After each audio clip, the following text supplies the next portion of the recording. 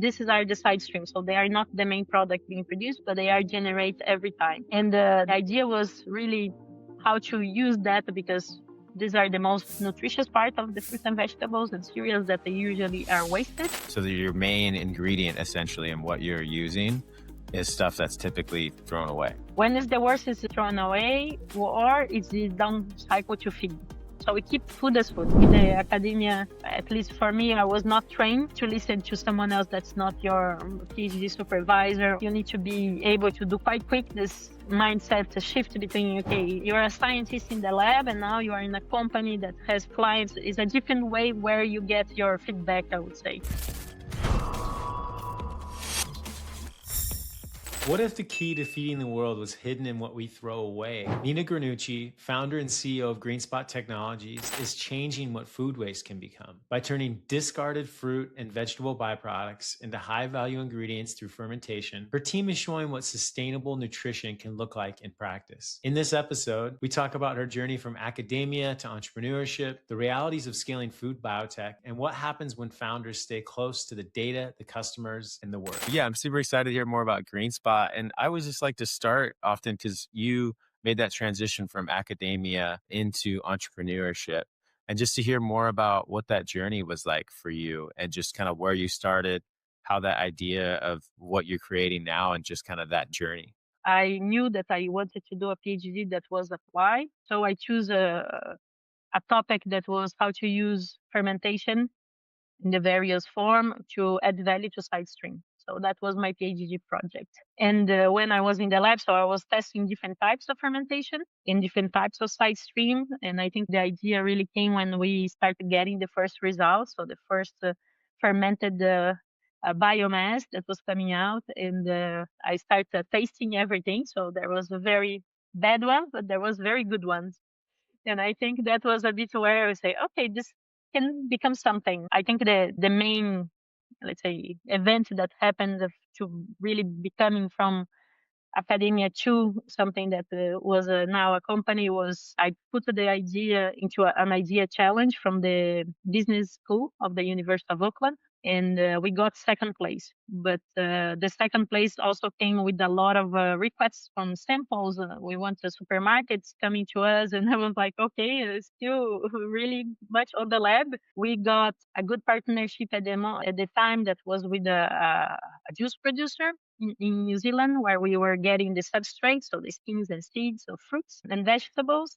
And we also got a very nice trial with a huge food company in New Zealand that they were like, okay, let's bake with that to see if it's really an ingredient that we can use.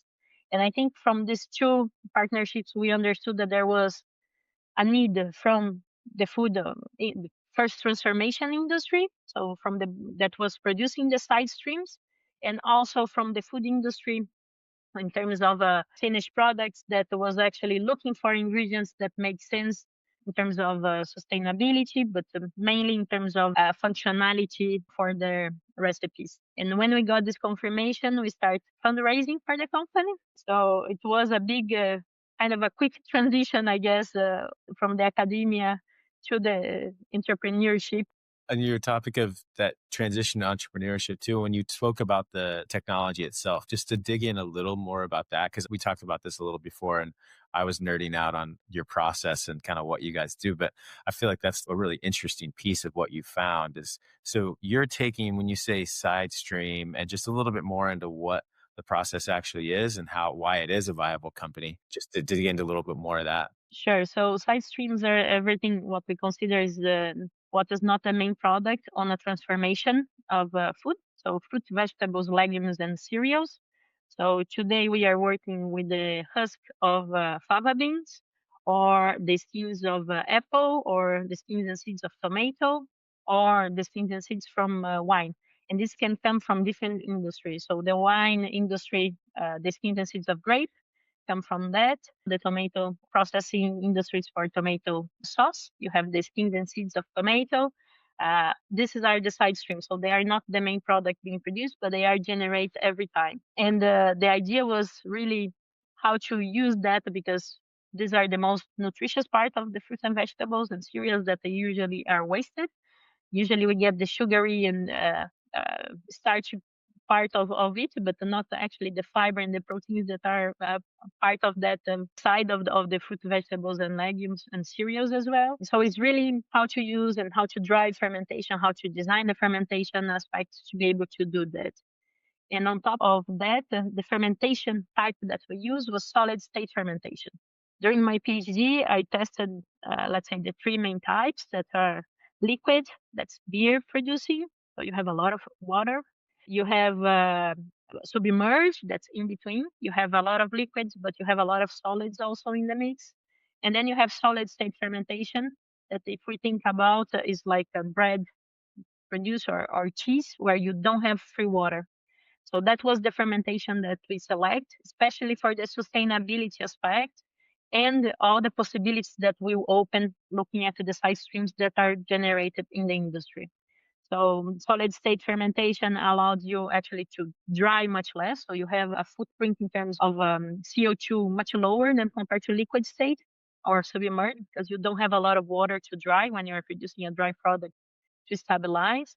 And more than that, you can work with different side streams that usually are solid based. So all the skins and seeds, if you're gonna work that in liquid state, you have to solidify. So you add a lot of raw material treatment. And when you work in solid state, you don't need to do that. I mean, you really use the way they are coming out of the industry. You adjust the moisture for sure, but not as a liquefying the material before. And also you can work with different strains of microorganisms that usually not so easy to work in liquid state. So it opens quite a range of possibilities on what materials you work with and what strains you work with. And then, of course, the output that you can get from that. Looking at the results, solid state seems the most promising one compared to the objective that's really wanted to achieve in terms of sustainability, let's say, to keep the sustainability aspect as the core of the company. That was an important point, but also all the possibility in terms of products that we could produce, we could use as our material, and we could produce also as a final product. So the byproduct of what at the end is the only thing that's left is water from your process. Exactly. The idea was really to ferment in a way that we can use the full biomass cake, let's say, at the end as a product without extraction. But we dry and grind. That's the process that we have.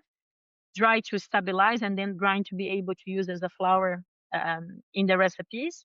But we don't do any extraction or any purification. So the only step that we remove something is the water during the drying process. That's the step. So again, keeping really sustainability and let's say the use of resource at the maximum. And currently, all that extra, what you call like, is just being wasted. Like no one's using that.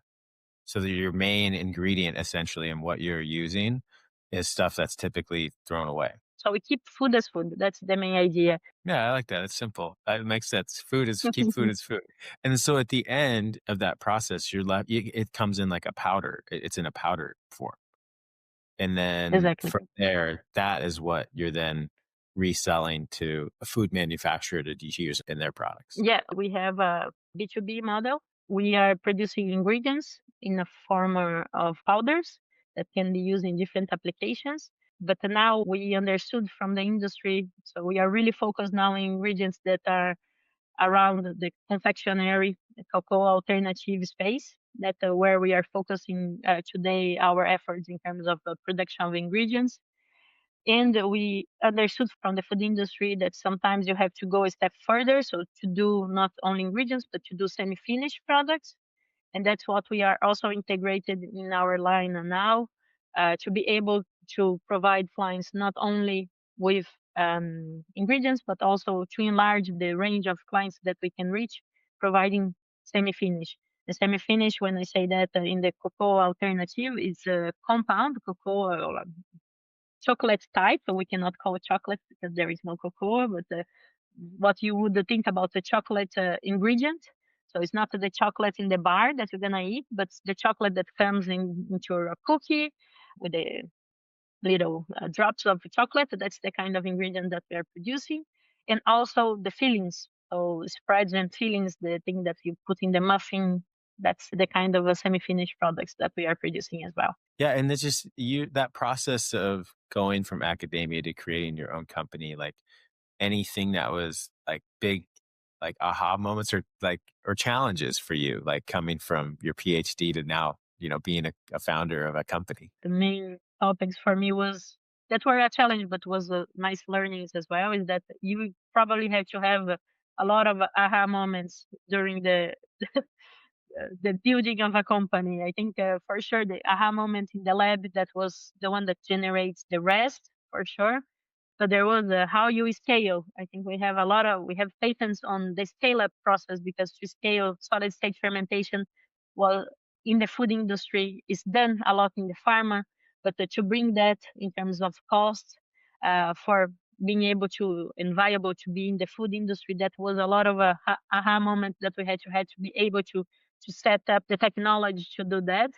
I think a lot of on the food science as well. I think I came really from a biotech, industrial microbiology, but then you kind of enter in the world of recipes and formulations and how to do and the technical functionality of ingredients. I mean, there was a lot of things that we had to learn, and I think that was initially was a challenge, because I was like, okay, but I did the fermentation, but that was not enough. I think that was uh, the point, which for me I like to learn. So I think you need to be able to do quite quick this mindset to shift between, okay, you're a scientist in the lab and now you are in a company that has clients. I mean, it's a different way where you get your feedback, I would say. But I think it's this, okay, now we have a market in front of us. So it's not if you can do well in the technology.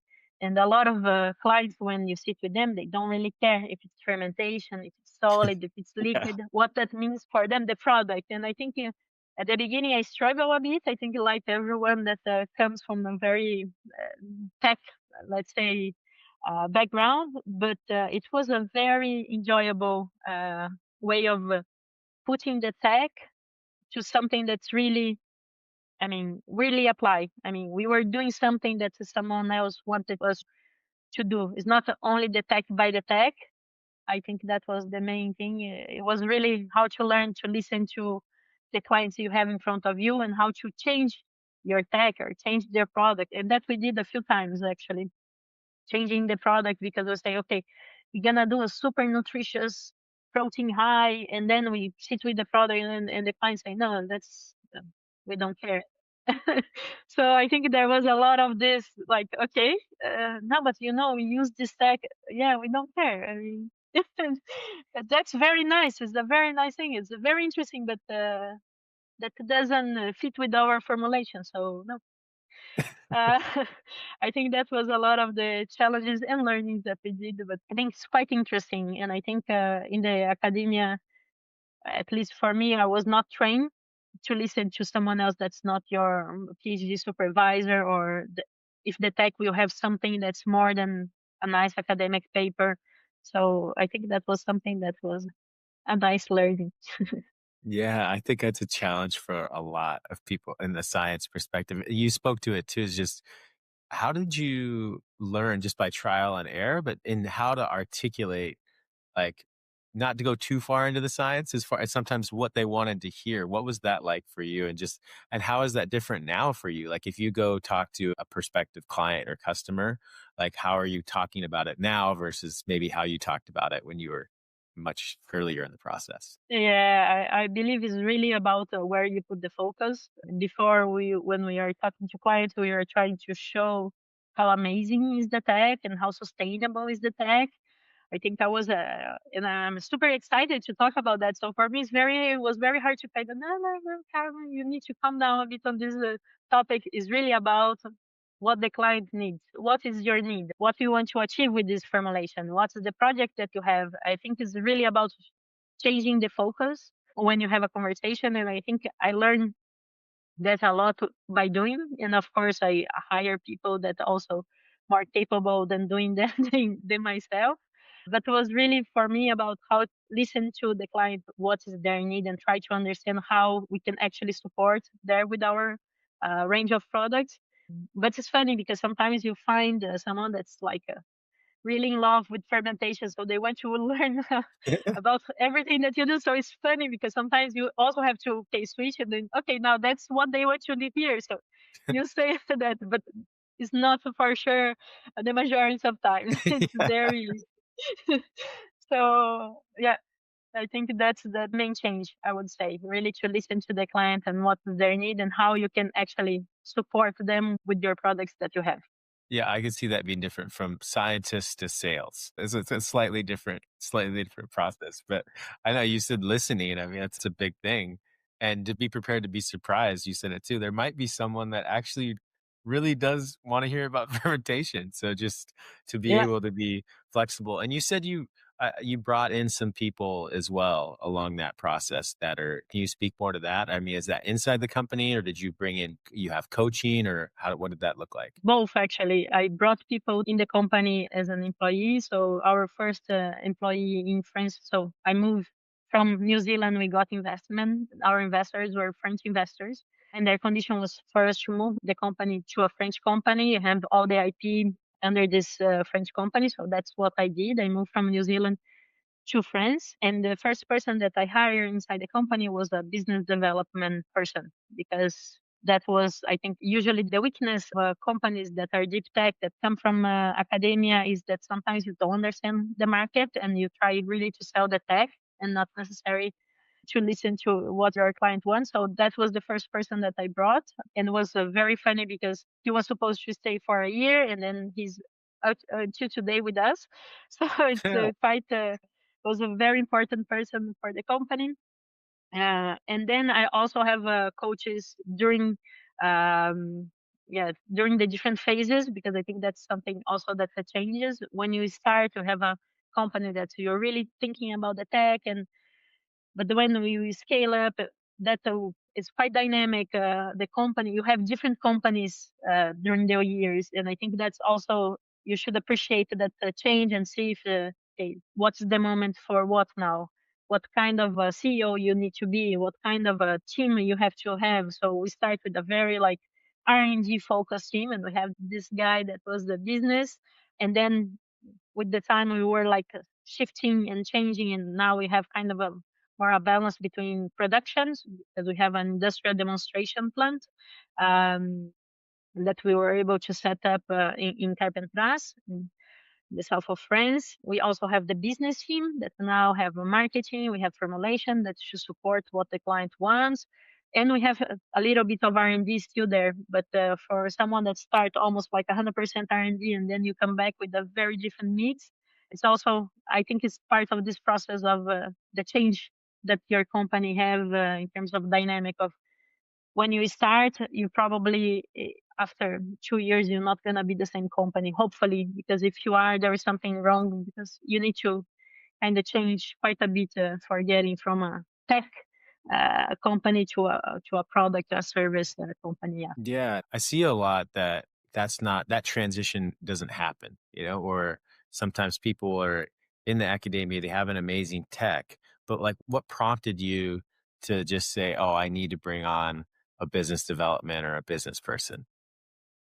Yeah, I was a part of an accelerator called Deep Tech Founders, so in Paris, and they were quite helpful because I think they were really focused on this type of founders that come from academia, so they know the traps that we can get into, like focus too much on the tech, trying to sell the tech and how cool it is, and actually listen to what the client wants.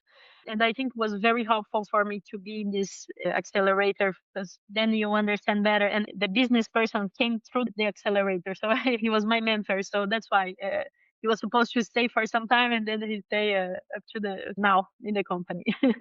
Oh, perfect. Yeah, that's a little bit of luck, but also the humility to know that you need somebody that speaks like almost a different language, in a way I see it. Yeah, and part of me is grateful sometimes that scientists don't always speak that language because that's what I feel like I can help with as well. But no, thank you for that. Yeah, I feel like there's a lot of those accelerator programs coming up as well too. I see that in different parts of the world and just really encourage people to to find those outlets Yeah. to, you never know, someone that is in that's just meant to be there for a short time might end up going on that journey with you long term. So yeah, just look for those opportunities to get Mm. guidance or feedback and doing more of that as well. And then you spoke to like getting funding, and that's what seems like launched you from New Zealand to then come to France. Can you iterate a little more on that? I think a lot of early founders are curious about how to get investment. And what did Yeah. this look like for you? When did you get to a place, and how did that happen? Yeah, I think, I mean, it starts with the prize that we won because in the university, that idea challenges came with a money prize. And we decided to use that money to really start assessing the products that we were producing a bit outside of the academia. I invested my own money at the beginning because I really wanted to see that, yeah, so I got my parents to Okay, to that's a good invest as start. well. Yeah, they invest in me. So I think that was a really why I wanted to show that there was possible to do things outside the protection of a lab, of academic lab. I think we can produce gold inside the lab, but then how that will translate in a like real world scenario. That was one of the questions that we really needed to. So that was the initial funding that we received. Then when we got this trial with the bakery player in New Zealand, we really got good results and say, okay, there is something there, so we should really push that. And we start to fundraise. So we start fundraising inside New Zealand, but then I have a co-founder that's French. Was someone that was in the lab, and he's co-founder because he was actually my connection to France. He was the one that opens the door to investors. He has his own startup in the medtech area. So Xavier Duporté, has a startup that calls Eligo. But he was the one that actually said, okay, I will set up the calls for investors. If you come to France, I will help you to kind of discuss, because the environmental here for investment in startups is quite a good one now. So do you want to take this opportunity? And we say, okay, let's go. So we went to France, we talked to investors. We were also at the time talking to investors in the US, but for different reasons, we kind of select France as the place for us to actually have Greenspot as a company. So that was, we got angel investors that were very, very good investors. And they really trust us because crazy Brazilian and the professor at the university coming from from New Zealand. And there was a lot of things that they could have doubt, but they were quite nice to trust us, to invest in us. They invest the first time for us to do the move to France, just to set up the company here, and then they reinvest on us in the next rounds. And on top of that, I think a lot of the financing that we did and we were quite successful was to secure public funding from Europe and also from France. Again, the business development guy that was um, the first in the company, he was quite skilled to understand how to write a project to get funding. So we were quite also lucky to get a lot of public financing, also to leverage the private one that we got. So that's why we were able to build our industrial demonstration plant quite, let's say, at the beginning to prove that the tech can work at industrial scale. That was an important point in terms of volumes that you can manufacture and all that. Yeah, and I think, I mean, for sure there is a difficulty to get VCs, I guess, and now even more than before. Yeah. And we knew that we wanted VCs that were aligned in terms of the sustainability goals, really aligned, not only like an afterthought. So it was something that we were also looking. We got so this pre-seed to move. We got a seed round to be able to set up what we call our pilot, and now we did what a seed plus, let's say in this way, a bridge round to really be able to put to the commercial. So we are producing and we are selling now our ingredients. So yeah, we got this public and private money to be able to build everything, to build the team and to build the product and production. No, thank you. I'm hearing Yeah, get creative because you spoke to it too a little bit at the end. I feel like people need to do that now is that the VCs, it's not the same anymore. And it might not be the funding that you want. So, I mean, you went from everything from your own money to parents to, public money to private money to, yeah, vetting out all these different opportunities and options. And it sounds like the US lost out on having you all here and you're in France instead, but I'm excited you ended up where you wanted to be. So, no, that's exciting. And then I'm just curious, like, if you what you learned as far as there's one thing selling to prospective clients and customers. I guess the other thing is selling to investors. And what have you learned on that front? How did you do that at the beginning, and maybe how is that different now? I think at the beginning I was quite naive to talk to investors. I think, I mean, I talked to a lot of investors. I think that you have a very good experience with people that are really aligned with you, but then you have also very bad experience, and then you have in between. And I think that my difficulty was to try to understand what was really something that could go further and what was just like a nice person in front of you, but they will never invest in you.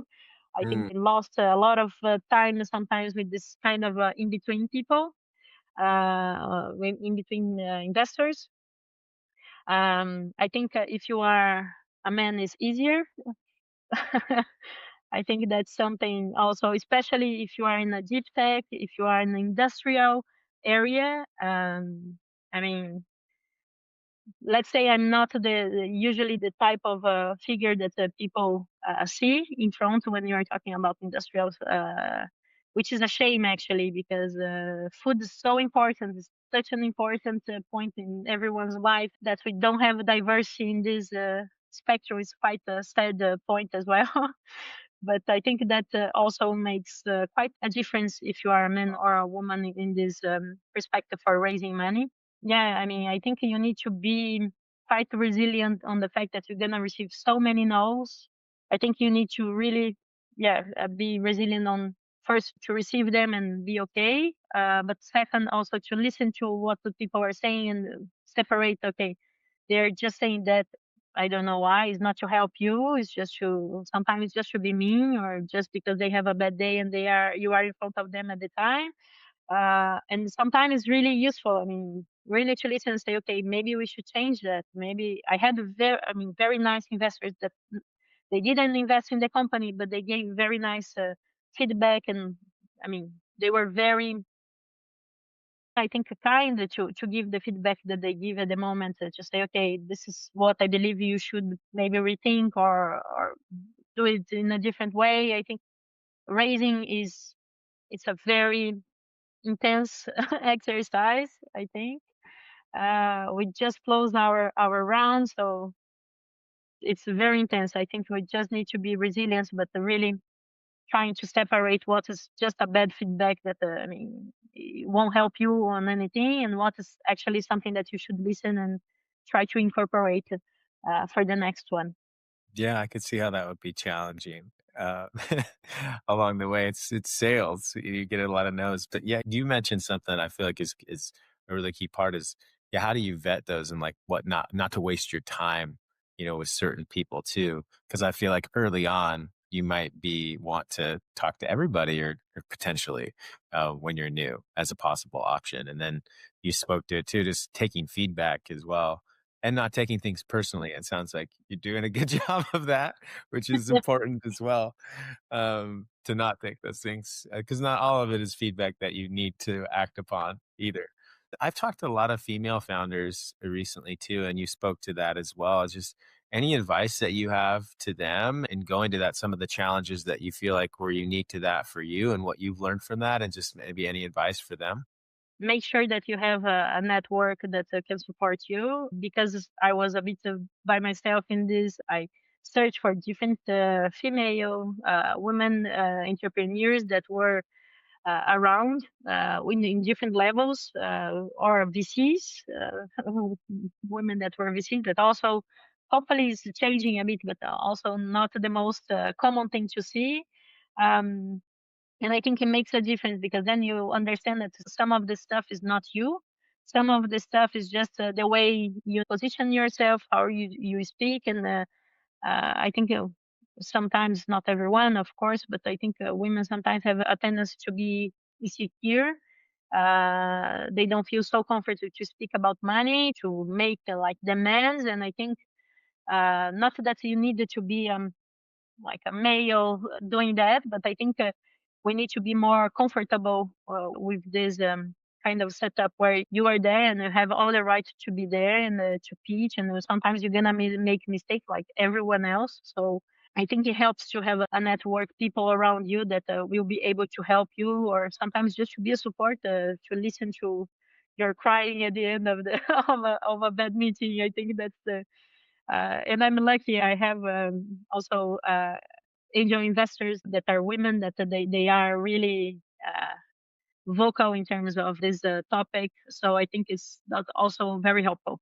And I have a lot of friends that are entrepreneurs, and they also share the story. So you see, it's not you; it's sometimes the kind of structure that we are, and hopefully we will be able to change if we do things together. So yeah, I think circle yourself of people that can support you, male and female. Not it's just sometimes women they are easier to understand what you're going through because they also go through the same. But yeah, Yeah, no, I think mentorship, you mentioned it too, just finding other female founders or different people. How did you find those people? Is there any resource, anything that we used to find or attending events or anything? I'm part of a few networks that are. I was part of SISTA here in France that are also female entrepreneurs. I'm a fellow of Cartier Initiative, Woman Initiative. So I'm the winner, and then you of course have the luck to meet a lot of these female entrepreneurs that are there for impact, which is amazing. Yeah, I think just find there is a lot of networks, and I think just find the ones that you feel very comfortable with, where people that you find is are very nice and kind. And I think I was very lucky because I found very kind people to support me to the journey. Yeah. And well, I hear that a lot too. Were you surprised how willing people were to support you? Yeah, I think it was a nice surprise in the process. I think how generous and how kind people can be with you. I think especially when you are in a company that has a, let's say, a higher purpose than just to make money. I think with the sustainability, with the better nutrition, I think there is a lot of people that resonates with that, and then they are so kind and they are so generous with their time, with their support. I was very surprised. I'm very grateful for all the help that I could find, and the people, nice people that I could meet. Yeah, so I think yeah, have a good purpose, and then more people will want to help you as well. So, and make sure that's a Yeah, good I guess. starting point to have, and I feel like people can feel that as well when they can tell that you're not in it just for that, that you have a purpose, that they want to help you, they want to see you succeed. Thank you very much for that, Nita. I think that's helpful. Hopefully, that's helpful to other people too. And just on that, what do you see? What are you excited about for the future? What does that look like for GreenSpot? Like, if I could talk to you in 2 years, what would be your dream as far as where you would be then? Yeah, so for us, it's really now we are on the sales commercialization phase. Is really to see all the work that we have put in creating ingredients and seeing that as a solution for different food companies. And on top of on the food companies, we are actually doing better for the environment when we are selling products. I think that was the main goal and continue to be is really to our products actually out there in a large scale, let's say, knowing that this is supporting a most sustainable and most nutritious food for everyone. I think that that's the main goal, and I think now it's really where we are is to spread our product to different markets. So we are on this topic now. That's exciting. That's the exciting time for me. That's what I'm more commercialization. So now that's when I get excited. Yeah, it's time to get it out there into people's Yeah. hands. And yeah, that'll be fun to see where that goes for you. Well, Nina, I really appreciate your time today. I feel like we got touched on a lot of different topics, just like academia to entrepreneurship, some of the pitfalls there, even some getting funding and who not to get maybe get investment from as well along the way, and to be creative and look for mentors out there too. And yeah, thank you so much for what you've shared today. And I really look forward to following Greenspot and where it goes. And that's an exciting mission to see. And I'm glad that you are out there doing this work because, like you said, we're going to keep having more people and we need a way to feed them sustainably. And it sounds like you're part of that. So thank you so much. And what's the best way to find you and stay in tune with what Greenspot is up to?